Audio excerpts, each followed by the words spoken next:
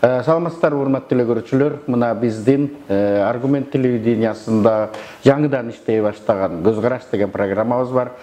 Мен бүгүнкү мейманыбыздан ачык жообаларымдан эч мындай менин ата бабам айткандай түк чекчибейм.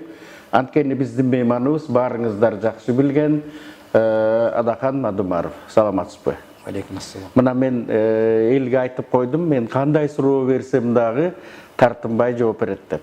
Буйрса.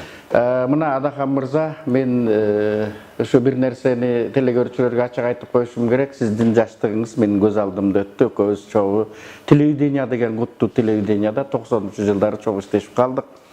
Анан ошондо эле байкалган нерсеңиз, сиздин баягы элдин алдында топ жарып сүйлөйт деген маселе бар. Топ жара алганыңыз аңды дөңдү карабай деген дагы эпитет бар. Ошондой болуп тартынбагандыгыңыз анан мына бүгүнкү күнгө чейин кандай кырдаал болбосун ачык айтып келгендигиңиз көпчүлүгүнө жагат, анын ичинде мага да жагат деп ачык эле айтып коеюн. Мына сиз мен мынтип дагы бир салыштырсам болот, чагылгандай тездик менен саясатка кирдиңиз. Ошондой эле чагылгандай тездик менен таанылдыңыз. Анан бирок мына бүгүнкү күн жөнүндө кеп салсак, же парламентте эмессиз, же өкмөттүн арасында эмессиз. Анан Адахан эмне кылып жүрөт деген суроолор пайда болуп атат да, кыскача ушундан баштап коелу. Менимче эмне кылып жүрөт деген суроо баягы коомдук курулуштарга кайдыгер болгон кишилерден чыкса керек да. Анда мен ошондойдун бири миң го дейм. Мен жана экөөбүз амандашканда эле айтпадымбы? Мен жанагы аквариумдагы балык сыяктуумун. Капталдан карасаңар, үстүнөн астынан карасаңар деле, Facebook дегенде бассаңар эле, тиги же бул маселе боюнча биз кайдыгер болбой дайым пикирибизди ачык билдирип турабыз. Кээ бир саясатчылардай болуп, жанагы окопто жатып, же болбосо бир аз күтө турайынчы, шамал кайсы жарагына кетип калат экен деген күтүү, андай сезим жок менде. Ошондуктан ар бир орчундуу окуяга биздин көз карашыбыз так даана ачык билинип турат. Ошон үчүн жана коомдук курулуштарга кайдыгер болуп аткан кишилер дегеним себеби ошол баягы социалдык тармактарга кирбеген кишилер тарабынан берилсе керек көбүнчө дейм да. КТР менен ЛТРге чыкпай калсаң эле кайда жүрөт деп айта берет. Ал КТР, ЛТР кыргыз турмуш. Мен азыр ошону эле айтып аткам өзүмдүн окуучуларыма. Интернеттин заманы келди. Интернет телевидениянын заманы келди. Балким биз курактуулар азыраак кирер, 45 жашка чейинки кыргыздын 95% кирип атат деп. Анан сиз айттыңыз ошо бардык маселеге ачык айтуу дегенчи. Анан мына азыр эле өзүңүз да кош айтып кеттиңиз. Коркпой ченден чыкпай жата беришет. Ойлору бар. Бирок айтпайт деп. А бирок айтуу дегенден алар коркушат да. Мисалы үчүн чочулайт. А эмне үчүн Мадумаров чочулабайт? Жашоонун философиясы ушунда турат да. Сен бир жаралдың бир өлөсүң. Бар бир кетесиң. Маңдайыңа жазганды көрөсүң. Бирок алар эт жаттанышат да. Ошонусу менен бактысыз. Эгерде адам өзүнүн каалаганын ички жан дүйнөсүндөгү оргуштап эгер күйгөн болсо, толкундап турган кандайдыр бир сезимдер болсо, сөзсүз болсо, болбосо эмнени айтат? Болсо ошону айта албасаң, анда буулугуп жүрүп, баягындай аба жетпей, адам кысылып жүрүп жок болот да. Ошондуктан момундай болуп шар айткан кишилерден эч качан бир жамандыкты күтпөш керек. Себеп орусчасында айтканда все, что спонтанно, она искренне дейт. Анан эч нерсеге даярданбай, көкүрөгүңдө эмне болсо ошону шар айта салуунун өзү бул тазалыктын белгиси. Мына ушул мен өткөндө ушул биздин коллегалардан бирөө суроо бергенде мен жооп бердим эле. Сиз да азыр айтып атпайсызбы, Тайманбай бетке айтат деп. Тайманбай бетке айткан кишилерден эч качан коркпош керек. Ооба. Тетирисинче уун чукпай дымып жаткан кишилерден коркуу керек да. Мен мисал келтирип айттым. Савананын падышасы болуп жүргөн Арыстан, анан Токой тоолордун падышасы болуп жүргөн Жолборс Аюу, үчөө биригип бир жылда билесизби, кызыктуу окуя. 17-15 киши гана жабыр тартат экен алардан. Ушул 3 падыша жаныбарлардан.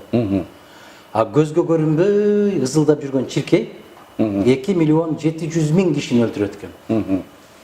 Ана ошол жанагы чейинден чыкпай окопто жаткандардын баары ошол ызылдап көзгө көрүнбөй жүргөн чиркейлер да. Заматта пайда болуп калат. Качан кантип каныңды соруп кеткенинди билбейсиз. Бизге окшоп баягындай болгондой кылып бетке айтып отурган кишилерден эч жамандык күтсө болбойт. Эмне үчүн биздин коомдо, заманда, бийликте деп эле ачык айталычы, ошол эртеңкисинен коркуп, кийинки убакта мына окуялар болуп атат. Жетекчи, мурунку жетекчилер кайда отурат көрүп атабыз. Ошондон чочуп ойлорун айтпай атпайбы? Биздин бабабыз, улуу бабабыз Жусуп Баласагын айткан экен да. Улагадан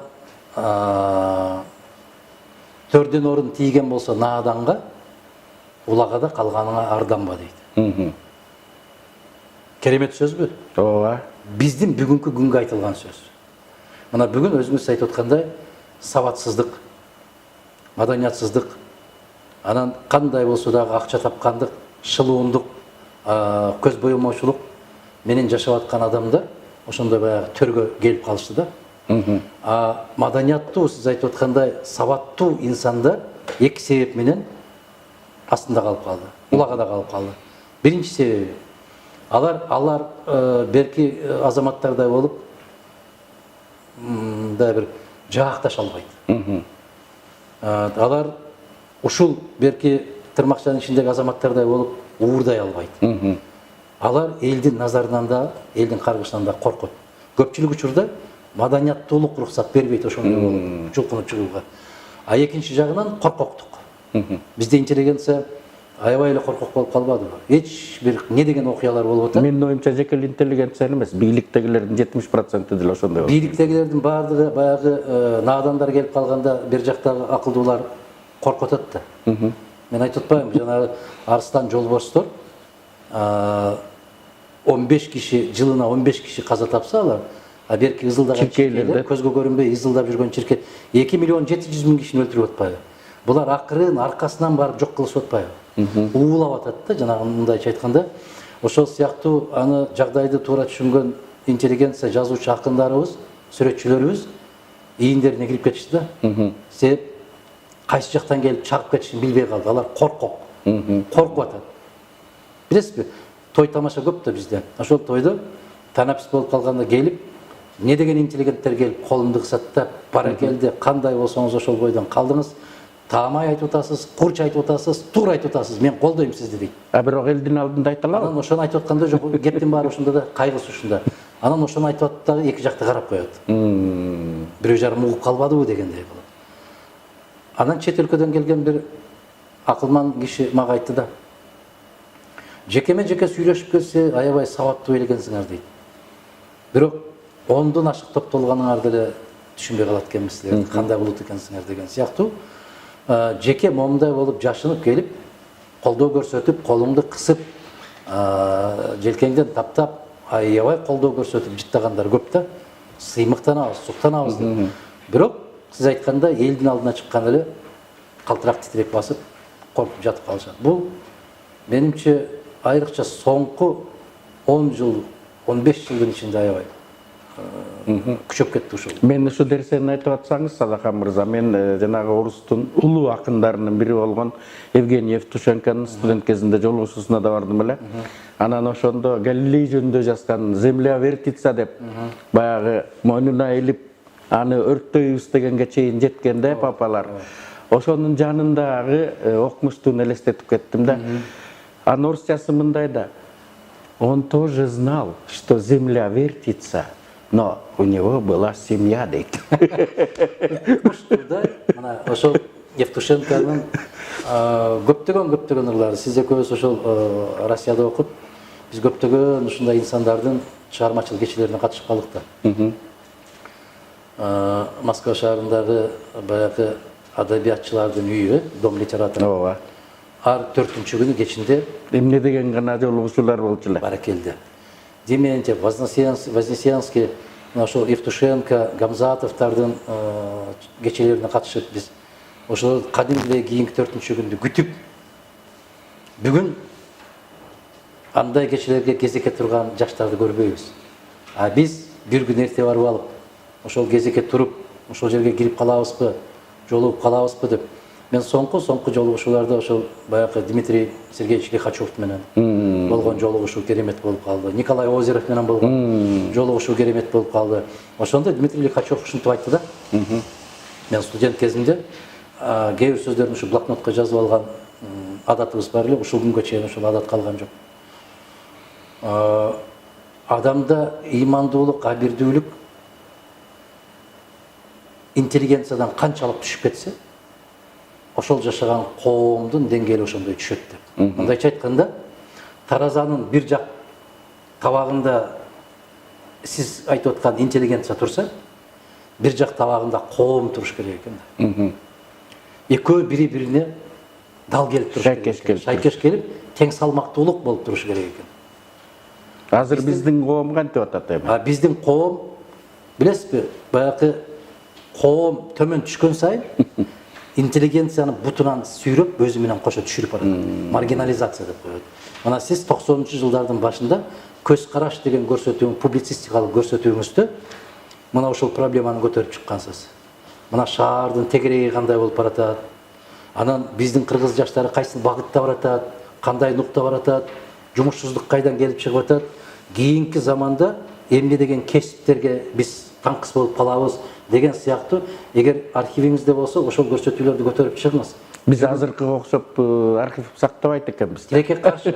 Мына менин да канча көрсөтүүм кетти, бирөө да калган эмес да. Өзгөчө жанагы казактар менен болгон, мен уюштуруучу катары телегөпүрө керемет болгон казактын тили менен айтканда. Бул да кыргыз телесинин тарыхында биринчи жолу болду. Түз эфирде Бишкек, Алматы. Кыргыз казак жаштарынын бүгүнкү. Урматтуу телегөрүүчүлөр, кезегинде Адахан Кимсанбаевич ушундай алып барчу болуп жүрүп, ал деген коногуна сөз бербейге да сөзүн жулуп алып дегендей, мен өзүнүн ыкмасын өзүнө колдонуп, азыр сөздү жулуп алып, кээде бир ыңгайсыздай суроону бергим келет да, мына сизди көбү жактырат. Бирок сизге тийишкиси келгендер сиздин мына азыр Минскиде жүргөн эски президентибиз менен иштешип калганыңызды мисал кылышат. Кээде интернеттерге жарыялап жиберишет. Мына буга барыптыр, мына мында туктап атпайбы деп, мисалы жанагы Бакиевдин инисин тойдо туктаганыңызды көрсөтүп калышат. Алар эмне деп жооп берет? Той жалгыз эки кишинин ортосунда болбойт. Ооба. Кыргыздын тою болбогондо 1000 киши болот. 800 киши, 500 киши. Ооба. 500 кишинин арасынан Мадумаровдун көрүнүп калгандыгы аны менен сыймыктаныш керек. Аны менен сыймыктаныш. Андан ашыр айткандар көрүнбөй деңиз. Кептин баары ошондо айтып атпаймынбы? 100 шарчы километр жерде жападан жалгыз жолбош жашаса, жалгыз жолбош көрүнөт да. Ал жерде маймылдары бар, ал жерде эликтер бар. Анда сиз экөөбүз жолборспузбу? Жок, мен андай деп айткым келбейт. Мен айтып атканым, мындай бир көзгө көрүнгөн киши көрүнүп калат. Ооба. Анан жанагы ызылдап жүргөн чиркейлер көрүнбөйт. Ооба. Бүгүнкү күндө бийликте отургандардын баары ошол жерде болгон. Кечеки утурумдукчул бийликтердин баары ошол жерде болгон. Ошондо дагы тескерисинче ошол эле Бакиевтерге мени жамандап жүрүшкөн. Мына бул киши сиздер менен макул эмес, бул киши аябай катуу нааразычылык билдирип атат. Бул кишиге негизи эч нерсе жакпайт. Маселен, араңарда жүрүп момтет дегендейби? КТР экөөбүздөн жана Байма Жапаровна аябай таамай баа бериптир да. Бул Адахан Мадумаровдек ошол жерде бийликте жүрүп, бийликтегилердин арасында жат кишилер деп. Баягы чужой среди своих деген. Мына ушундай кырдаалда иштеп келди деп мен ыраазычылык билдирем. Ошол киши интервью берген экен. Мен сыртынан аябай байкап турдум деп интервью берген экен. Аябай таамай айткан. Ал ошол өз кишилердин арасында чоочун болуп жүрдү. Мен ошол жерден мына темабыз өзүнөн өзү баягы дегенде философиялык сыяктуу башталып кетти эле, эми бийлик маселесине келди. Бүгүнкү күндө сиз кабардарсыз, мен аны толук айтып отурбайм. 3 точка деп орус айтат, чекип турат деп коелу. Эски президент, жаңы президент, анан бир миллионер жигит. Бул 3 чекитти кыргыз элин кайда алып барат деп ойлойсуз? Биз ал суроого жооп издебешибиз керек. Ошол 3 чекитти пайда кылган кыргыз эли эмне болду деген суроону коюшубуз керек. Биз бирок пайда кылып алдык да. Биз жоопты элден сурайлы да. Ооба. Кантип кылым карыткан, не деген чаң тополоңдун астында жок болуп кетпеген, улуу Манас эпосун жараткан залкар эл ушул деңгээлге түшүп калдың, кантип түшүп калдың деген суроону коюшубуз керек биз. Ал үчөө жерге кирсин, үчөө өзү менен өзү болсун. Биз улут катары эмне болдук? Биздин улуулуктарыбыз кайда кетти? Биздин баалуулуктарыбыз кайда кетти? Биз ошол караңгыда жол тапкан, тайгак жерден кечүү тапкан, залкар эл болуп, улут болуп туруп, кантип ушуга жол бердик? Мына ушундай жооп биз экөөбүз сүйлөшүп аткан баягы интеллигенциянын жоголгондугу. Баягы төр нагадандарга тийип калгандыгынан, а төргө көтөрүп барып ким олтургузду? Ким олтургузду? Эл деп айтып атабыз. Десек айтат, элде кеп жок. Жанагы төбөлдөр алып барып, өздөрүн жаздырып алып, мына бүгүн мага балдар жиберишиптир, азыр жогорку кеңештен депутаттар сүйлөп атат дейт. Атамбаевдин дарегине не деген ушулдун сөздөрдү айтып атат. Кече ким элең? Кече сен баягы чиркей элең. Экөөбүз сөз кылган. Ызылдап ошо кишинин жанында жүрчү элем. Бүгүн жолборс болуп калдым. Боло албайсың. Бүгүн канчалык ыркыраба? Кеч, балам, кеч. Кеч болуп калды. Ыркыраба бүгүн. Деген сыяктуу сөз айтышыбыз керек. Илгери бизде адамдын артынан сөз кылган кишини аябай жаман көрчү. А бүгүн кадыресе көрүнүш болуп калды. Артынан гана айтуу керек. Артынан айтуу керек, кеткенден кийин айтат да. Кеткенден кийинки айткан сөз эми биздин элибизде өз негизи кээ бир макалдар кополураак айтылган. Бирок биз бир аз заманбап кылып айта турган болсок, жоо кеткен соң кылычыңды ташка чап дейт. Кетти ал заман, бүттү. Кезинде айттык. А кезинде ошол Мадумаров кайра какшап айтканда бүгүн трибунадан баатыр болуп аткан азаматтар менен күрөшүп атпады беле? Кайда элең, кечээ кайда элең? Сен ким элең? Туура айтасыз. Анан ушул үчүлтүк жөнүндө суроомду бирөөнү гана конкреттештирип кетейин. Ошол жана жаш жигит байлыгы бар экен, ошого жараша таасири бар экен.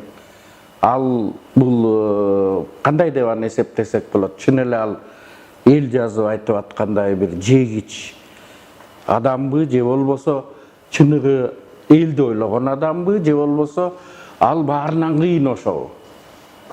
Эки багыт менен карашыбыз керек. Биринчиси, сиз айтып аткан өзүңүз эл тарабынан айтылышы керек. Эл тарабынан айтылганда Карагылды какчарган аксакал жок бүгүн.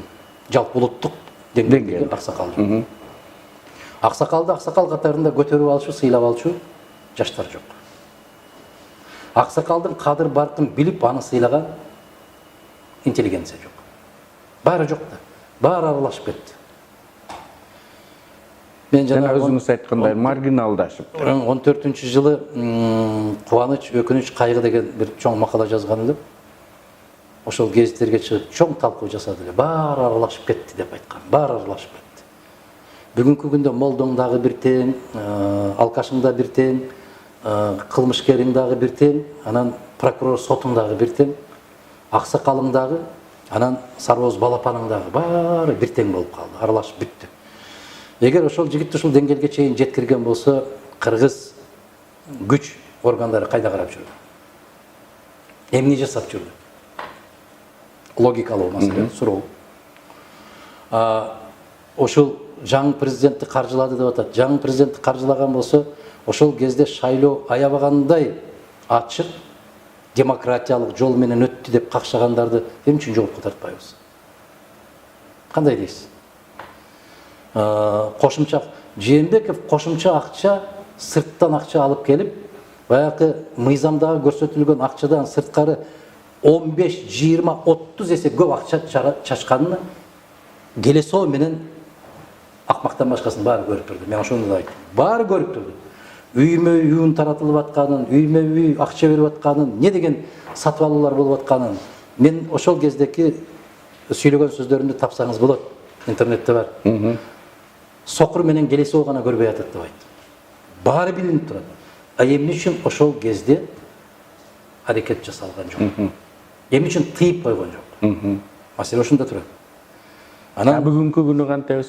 Бүгүнкү күнү эгерде бүтүндөй улут, сиз экөөбүз жанатан бери сөз кылып аткан интеллигенция деген эгер болсо, көтөрүлүп улутту, мамлекетти сактап калбаса, өтө оор.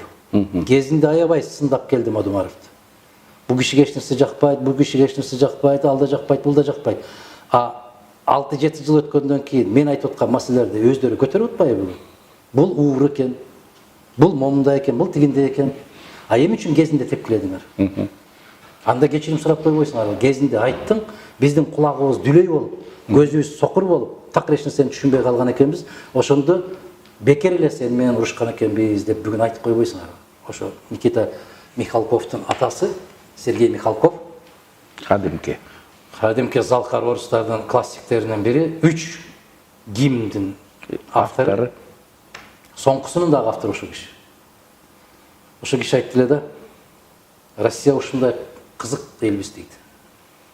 Биз адамдык кадыр баркын билүү үчүн 3 быга жооп беришибиз керек дейт. 3 б. Биринчиден, ал киши дейт, аябай кедей болуу керек дейт, бедный. Анан ал киши өтө талантсыз болуш керек дейт, бездарный дейт. Анан ал киши оорукчан болуш керек. Болгондо дагы айыккыс оору менен ооруш керек дейт.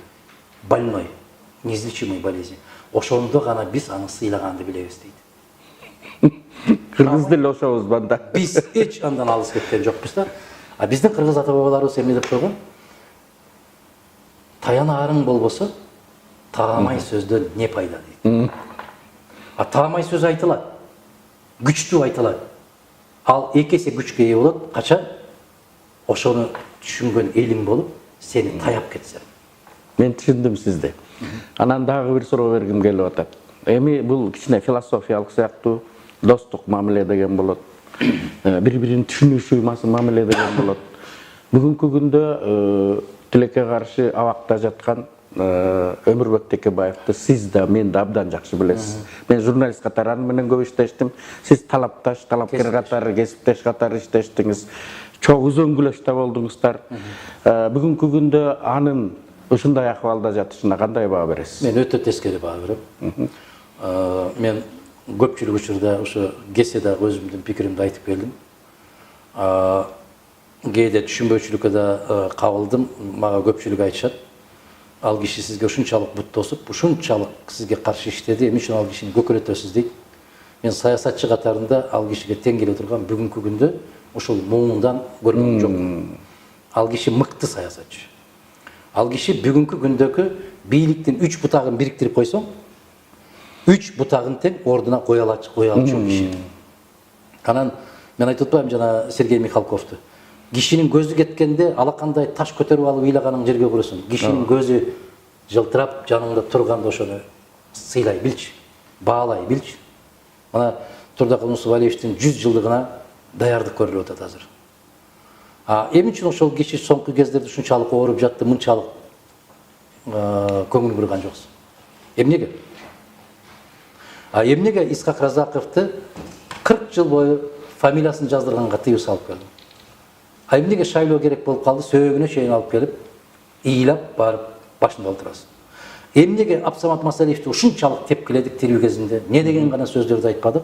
Азыр мактап атабыз, эң тазасы. Ал киши кылымда бир келчү эле, ал кишиден таза киши инсан жок эле. Эми токтотпойлу, биз сабак албайлы өткөндөн. Ошол сыяктуу Текебаев сыяктуу мыкты саясатчыларды ар 10 жылда, ар 20 жылда, 50 жылда бере бербейт. Бүтүндөй улутка таандык болгон инсандар болот. Мына Болот Шамшиевке окшогон Залкар биздин көз алдыбызда турган тирүүлөрдү гана айтып атам да, кинорежиссер эмне үчүн сыйлай албайбыз? Эмне үчүн 75 жылдыгын өткөрсө, жок дегенде маданият министри барып куттукта айтып койгон жок. СССРдин мамлекеттик сыйлыгынын ээси. Эмне үчүн бизде Самара Токтакунова деген Залкар жападан жалгыз улуттук аспаптар боюнча СССРдин эл артисткасы. Эмне үчүн ушул киши 70ке чыкса, жок дегенде барып өкмөттүн атынан бир эки ооз жылуу сөз айтып. Менин оюмча анткени Адахан Кимсанбаевич, сиз мына интернетте көп отурасыз, Инстаграм аны мунун баарын билесиз. Биз миллион алгандарды сыйлап атпайбызбы? Кептин баары ушундай болуп атпайбы? Мен айтып атпаймынбы, жана төргө кимдер келип калды? Биз төрдө турган гана кишини киши катары көрүп, олага да калып аткан кишилер менен эсептешпей калып атпайбыз. Сиз ошо интернет жөнүндө кеп болуп калдык. Интернетте көбүнчө сиз да отурасыз, анан көбүнчө жаштар отурат. Жаштарды эмнесин баалайсыз? Мен интернетте биринчиден отурбайм, интернетке көпчүлүк учурда кирбейм. Ишенсеңиз ушул мезгилге чейин кээ бир социалдык тармактарга кирүү деген менде түшүнүк жок. Социалдык тармактарда көбүрөөк мен байланыш түзөм. Алар менен отуруу деген жок, башка. Жаштардан эмнени байкайм? Жаштарда умтулуу бар, каалоо бар, бир жаңылыктарга жетүүгө аракет бар. Бирок Баягы ушул көрсөтүүнүн алдында экөөбүз сөз кылып кеткен сиздин студенттериңиз менен бирге илим билим керек. потенциал төмөндөп барат. Анан жазганда өтө көп каталар жазылат. Кандайсыз, келесиз, барасыз деп туруп. Ооба дегенде ОА деп атканда эле кеп турбайбы? Мен башта аябай көп кыйналып кетчүмүн да, үтүр коюучу жерде үтүр жок, анан тире коюучу жерде тире жок, анан баштамга менен башташпайт, анан абзацты сакташпайт. Бүгүн аларга көңүл бөлбөй калдым. Бүгүн сөздү туура жазса сүйүнүп калып атпайбызбы? Сөз туура эмес жазылып калып атат. Бирок биздин жаштарыбыз Кудай буйрса потенциалы бар. Эң негизгиси өтө күчтүү потенциалы бар. Эң негизгиси көкрөктө, жүрөктө каалоо бар. Каалоо бар. Ал каалоо болбосо 1000 жерден сабаттуу болсоң да пайдасы жок. А эгер каалоо болуп туруп сабатсыз болсоң, бара түздө каласың. Мен ошо. Анан мындай дегендер дагы айтылып калып атат да, бүтүн Кыргызстан шайлоо учурунда эле чыга калат. Калган учурда жок дегендерге эмне дейсиз? Аларды түркөй дейм. Неге? Барбы партия деп сурайлар алардын атынан? Биздин Кыргызстанда шайлоо барбы, шайлоо жокпу? Бүтүн кыргызстанчалык активдүү партиянын бирөөсүн көрө албайм.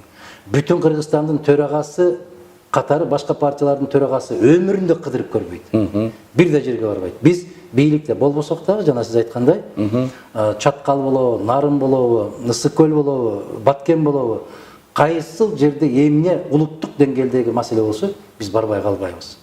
Анан жанагы көрпенделер бар да, отуруп алып туруп эле кайда жүрөт, эмне бар. Буларга сиз көңүл бурбаңыз, аны социалдык тармакка карабаңыз. Бүгүнкү күндө тилекке каршы кыргыз менен жолугашып атат. Эмнеге? Эң коркунучтуу ушундай окуя пайда болуп калды. Областтарга, айыл жерге барып калсаңыз, бул баланчынын балдары, бул түкүнчүнүн балдары. Анан мен айттым, атаңар өлүп калганбы? Эмне үчүн башта бизде баланчынын баласы деп атасын айтчу эле. А бүгүн бул криминалдын балдары, бул миллионердин балдары, бул депутаттын балдары, бул тиги партиянын балдары, бул тигинин. Эмне болду? Кыргыз касиетибиз кайда кетти? Эмне болдук биз? Ошондой болуп бөлүнүп алыптыр. Ошол сыяктуу эле журналисттер да бүгүнкү күндө бул баланчынын журналисти, бул түкүнчүнүн. Кыргызстандын же бул гезиттин же бул телекомпаниянын деген түшүнүк калган жок. Ар бир өзүнчө телекомпания ачып алды. Анан өзүнүн телекомпаниясынан беркине шыбайт. Ал телекомпаниянын ээси бир канча журналист сатып алган. Анан эркин биз деп жүргөн журналисттер дагы ошолордун короосунда турат. Аты ошолордун короосунда, жем ошолордун короосунда. Ошонун короосунан барып жем жейт. Бул кайгылуу окуя. Апапак болгон кишини 5 күн каттуу каралашат. А биздин эл ушундай бүгүнкү күнгө чейин аң сезими телевизордон айтып атпайбы? Ал телевизор деген биздин замандагы телевизор эмес. Ал телевизор жеке кишинин телевизору. Жеке кишинин. А кишиге жакпай калдыңбы, бүттү, сен ал жерден кап-кара болуп чыгасың. А эгер сен ага көмөкчү болуп калган болсоң, сени 3 күн жууп, тазалап, кайрадан эле көкөлөтүп ордуңа коюп коет. Ал жалган. Бүтүндөй жалган. Кантип жол табабыз биз? Чындыкты кайдан табабыз бүгүнкү күндө? Акыл, өзүң акыл жүгүрт. Өзүң акылыңды ишlet. Биздин программабыздын убактысы өтүп баратат, ченелүү. Ошон үчүн мен кыска суроом калып калды. Экинчи ошону берейин. Бүтүн Кыргызстан шайлоого барат. Ким менен барат? Жараткан ошол күндөргө чейин аман койгон болсо, биз биригебиз, көрүшөбүз деген маселебиз жок. 10 жылдан бери мен кайра какшап айтам. Бүтүн Кыргызстандын баалуулуктарын менен ким бөлүшсө келе берсин. Келе берсин. Экинчи суроо, эмне үчүн сизге шайлоодо партияңызга, өзүңүзгө дагы четтегилер, өзгөчө Россиядагылар көбүрөөк добуш берет? Биздин убактылуу иштеп жүргөн жарандарды айтасызбы? Активдүү ой жүгүрткөн азаматтарыбыз ошол жакта. Баягы кыйындары кетет экен да. Колдо бирдеме келген, бирдемеге умтулган, издеген кишилер ошол жакка кетип калат. А тоонун улуулугу сырт алыстамай калат дейт. Алар барып көрүп турат. Алар баягындай бир кесе шорпо менен же болбосо бир кабырга менен алдай албайсың. Аларды КТР, ЛТР менен уулай албайсың. Аларды менчик телеканалдары менен башын айландырып бир жака буруп кете албайсың. Алар баары өз көзү менен көрүп турат, өз акылы менен туюп турат. Ошондуктан чындык кайсы тарапта экендиги аларга ачык көрүнүп турат. А чындык биз тарапта болгондон кийин Кудайга чексиз шүгүрчүлүк келтирип, ар дайым бизди колдоого алып келип отурат. Биз алар менен бир жолдобуз. Өтө жөнөкөй жашоонун суроосун берейин. Адахан Мадумаров азыр саясатчы болуп тиякта отурбаса дедик. Бизнесмен болуп деле көрүнбөсө үй бүлөсүн эмне кылып багып атат? Үй бүлөнү Кудайга шүгүр, менин балдарым чоңоюп калган. Жаш кезде экөөбүз жаңы жылдык программаларды алып барганда балатынын алдында отуруп аткан балдардын алды 30га калган. 90 жылдары. Аларды мен эмес, алар мени бага турган мезгилге келип калган. Бирөө да мамлекеттик кызматка албыл деген нерседен жабай качат. Аларды андай фамилия менен жумушка да албайт, бирок биринчиден рызкыны жараткан берет. Алар ошол эптеп тырмалашып бир нерселерге аракет кылышып атат. Ошондуктан менин алардын алдында карызым жок. Акта караны кара деп ажыратканга мүмкүнчүлүк берип, окутуп, чокутуп, ошол 30га жакындатып койдук. Андан кийинки алардын милдети ата энесин багуу. Бул бир, экинчиси жана япондордун Владимир Цветов өзүңүз жакшы билесиз, окугансыз. Ошол киши айтып атпайбы? Балдарды туура тарбияласа, 7 жашка чейин аны падыша кылыш керек. 14 жашка чейин дос кылыш керек. 14 жаштан ата эне өлгөнгө чейин алар ата эненин кулу болуш керек. Ошол нерсени аткарып аткан экен балдар. Буюрса, инсап берсин. Анан жөн гана суроо, балетке акыркы жолу качан бардыңыз эле? Мен балетке Кыргызстанга келгенде 2007 жылы барсам керек, андан бери бар. Диний радикализмден коркпойсузбу акыркы суроо? Диний эле эмес, ар кандай радикализмден корком мен. Динийден? Дини дагы ошолордун ичине кирип кетет. Биз динди туура түшүнө албай атабыз, тилекке каршы. Чала сабаттуулук эң коркунучтуу нерсе. Биз өтө сабаттуу болуп, маданияттуу болуп, ислам дини дүйнөдөгү эң таза, эң керемет, эң айкөл дин экендигин түшүнө албай атабыз да, ошону түшүндүрө да албай атабыз. Ошондуктан ар кандай кайсы дин болбосун, радикалдык көз караштагы кыймылдар бул коркунучтуу. Урматтуу телекөрүүчүлөр, мына өзүңүздөр баамдап атсаңыздар керек. Адахан Мадумаров менен 4 саат сүйлөшсөк дагы тема бүтпөйт. Бирок биздин убактыбыз чектелүү, бул биринчиси болсун, Адахан мырза. Анан биз эми ойлойбуз, эми бул жаңы ачылган телекөрсөтүү экен, мунун көрүүчүсү барбы, жокпу дебей, кийинки программага дагы келип бересиз деген ишенич бар. Мен кишиге келдим. Телекомпанияга эмес, кишиге келдим. Рахмат. Ийгилик болсун. Сизге да ийгилик болсун. Урматтуу телекөрүүчүлөр, мына бүгүн биздин мейманыбыз Кыргыздын учу кайрына белгилүү болгон, өзүнүн оюн, өзүнүн пикирин дайыма тартынбай ачык шарт айткан Адахан Мадумаров болду. Саламатта калыңыздар.